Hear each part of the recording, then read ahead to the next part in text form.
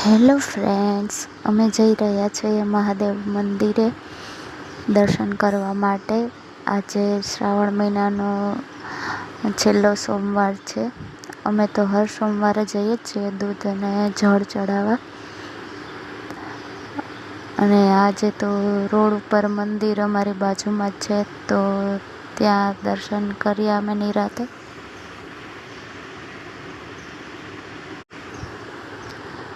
પછી તેમને દૂધ ચડાવ્યું, પછી જળ ચડાવી અને ઓમ નમઃ શિવાયના જાપ કરતા રહ્યા. અને પછી અમે ઘરેથી બીલીપત્ર અને ફૂલ લાવ્યા હતા મહાદેવને અને નાગદેવતાને ચડાવવા.